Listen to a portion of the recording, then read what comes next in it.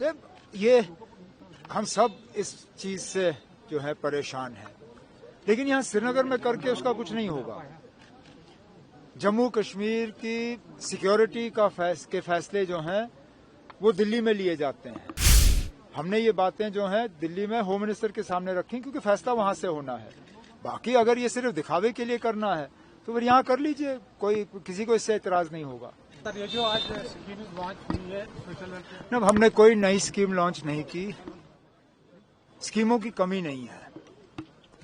جیسے میں نے آج اپنی تقریر میں کہا، اگر کمی ہے تو جانکاری کی کمی ہے۔ لوگوں کو پوری طرح سے ہمیں باخبر کرنا ہوگا۔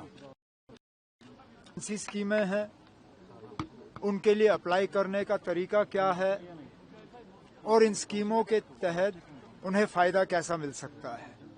بہت سی ایسی اسکیمیں ہیں جو اس سے پہلے سرکاری دفتروں میں جا کے ان کے لیے اپلائی کرنا پڑتا تھا، لیکن زیادہ تر ہماری اسکیمیں اب ایسی ہو گئی ہیں جن کے لیے اب آن لائن اپلائی کرنا ضروری پڑتا ہے۔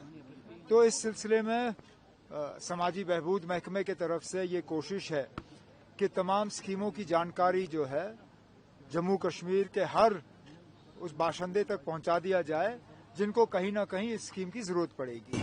سر، محبوبہ مفتی نے آج پروٹیسٹ کیا ہے جو جیلز میں ہیں ان کے رائٹس کو لے کے۔ کس چیز میں؟ محبوبہ مفتی نے پروٹیسٹ کیا ہے جو لینگویج ان جیلز۔ نہیں، ٹھیک کیا۔ یہ ہم سب اس چیز سے جو ہے پریشان ہیں، لیکن یہاں سری نگر میں کر کے اس کا کچھ نہیں ہوگا۔ جموں کشمیر کی سیکیورٹی کے فیصلے جو ہیں وہ دلی میں لیے جاتے ہیں، وہ ہوم منسٹری میں لیے جاتے ہیں۔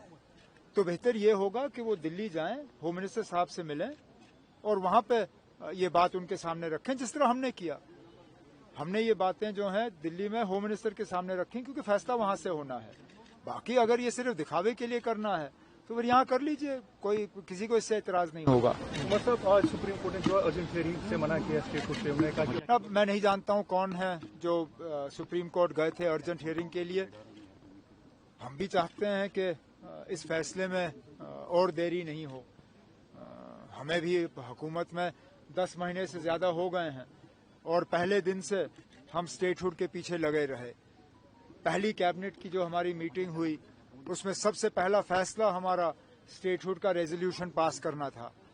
جو میری پہلی ملاقات وزیر اعظم صاحب سے ہوئی اس میں پہلا کام جو میں نے کیا وہ کیبنٹ کا ریزولوشن میں نے ان کے ہاتھ میں تھما دیا۔ ہم انتظار کرتے آئے لیکن ہماری انتظار کا بھی کوئی ہمیں فائدہ ملا نہیں۔ اب چلیے، افسوس کی بات ہے کہ سپریم کورٹ جو ہے 10 اکتوبر سے پہلے اس بات کو سننے کے لیے تیار نہیں ہے۔